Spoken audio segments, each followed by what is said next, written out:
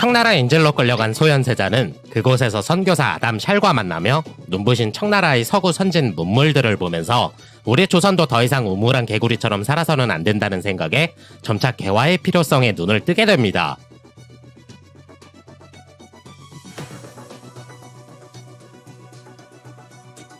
(1637년) 인조가 삼전도 수향단에서 청태종에게 3궤 구구두례를 하며 항복하자 소현세자는 부인과 복림대군 부부 그리고 김상원을 비롯 주전파 대신들과 함께 청나라 수도 심양으로 끌려가게 됩니다. 소현세자는 그곳에서 청나라의 문물을 보고 익히며 청나라와 조선의 가교 역할을 하고 조선 백성들을 보호하고자 하였으며 1644년에는 명나라와의 결전을 위해 군사를 일으킨 청나라를 따라 베이징까지 쫓아가게 됩니다. 그리고 베이징에서 아담 샬 선교사를 만나며 카톨릭과 함께 눈부신 청나라의 서양 문물들을 접하게 되고 다시는 청나라와 같은 외세의 침입에 무릎 꿇지 않기 위해서는 개화를 통해 발전해야 된다고 믿게 됩니다. 마침내 소현세자는 8년간의 인질 생활을 끝마치고 조선으로 돌아오게 됩니다. 그러나 소현세자가 없던 조선은 여전히 명나라를 모실 것인지 청에게부터 사태를 회복해 나가야 할 것인지를 두고 두 파로 나뉘어 격렬하게 대립하던 시기였는데 인조는 자신의 정통성을 확보하고 왕으로 인정받기 위해서는 명나라의 존재 여부가 가장 중요한 문제였습니다. 때문에 일부 세력들이 정묘호란과 병자호란으로 인해 나라가 피폐해졌으니 이를 복수하기 위해서라도 북벌을 감행하여 명나라를 도와야 한다고 주장했는데 이미 임진왜란과 정유재란의 여파로 나라가 거덜난 상태에서 또다시 전쟁을 벌인다는 것은 인조에게 있어서 큰 도박처럼 여겨지게 됩니다. 그래서 조선은 병자호란에서의 패배로 겉으로는 청나라와 군신관계를 유지하기는 하였으나 은근히 무시하는 태도는 여전했었고 때문에 끝까지 명나라를 섬겨야 한다는 분위기는 사라지지 않았습니다. 여기에 인조는 성리학적 관점에서 유교를 숭배해야만이 지배계층을 탄탄히 하여 왕권이 유지될 수 있었다고 판단했는데 느닷없이 청나라에서 돌아온 소현세자가 베이징에서 약 8년간 보고 들으며 직접 겪었던 서양의 신문물들을 내놓으며 카톨릭 이야기를 하고 있으니 눈의 가시처럼 여겨지기 시작했습니다. 더 나아가 소현세자가 청의 힘을 빌려 즉위할 수도 있겠다 생각한 인조는 소현세자를 정치적 정적으로 여기며 진심을 왜곡하며 몰래 감시하고 박대하게 됩니다. 그런데 잘 먹고 잘 싸고 튼튼했던 30대 청년인 소현세자가 조선으로 돌아온 지 2개월 만에 갑자기 드러누워버리는 것입니다. 아직까지 현대에 이르러 소현세자의 죽음이 8년간 청나라에서 인질 생활하며 얻은 병이었다는 설과 인조의 시기와 김자점의 모함으로 병약해진 틈을 타 독살당했다는 설로 나뉘어 있는 상황입니다.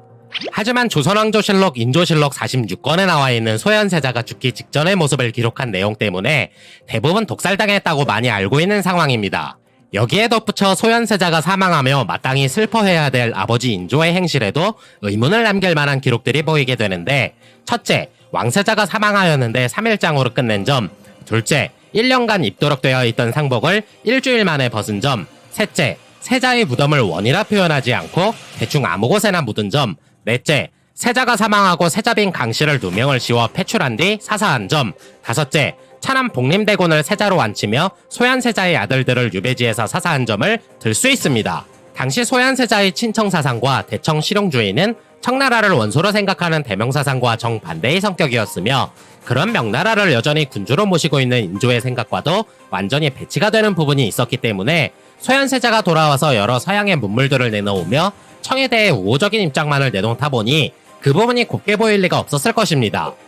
그리고 아들이 허망하게 타살 의혹을 품고도 죽었음에도 인조는 적극적으로 이를 파헤쳐 원인을 찾고자 하는 시도조차 없었는데 우물한 개구리처럼 살고 있던 조선을 나름대로 개혁하고자 큰 뜻을 품고 돌아온 소현세자는 그렇게 허무하게 죽게 됩니다.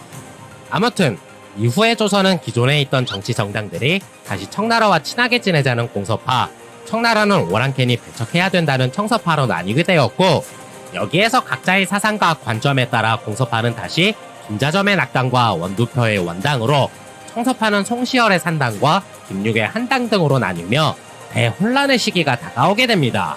그리고 추후 다루게 될 1680년 경신 환국을 통해 산당과 한당은 다시 노론과 소론으로 나뉘게 되면서 조선 후기의 역사는 대부분 이러한 정당끼리의 당파 싸움, 쓰잘데기 없는 사상 논쟁으로 번지게 됩니다. 나중에 보시면 아시겠지만 이때의 당쟁은 현대의 더불어민주당, 미래통합당, 국민의당, 결국 인조도 세월은 이기지 못하고 55세의 일기로 승하하며 소현세자의 동생이자 조선의 17대 임금인 효종이 즉위하게 됩니다.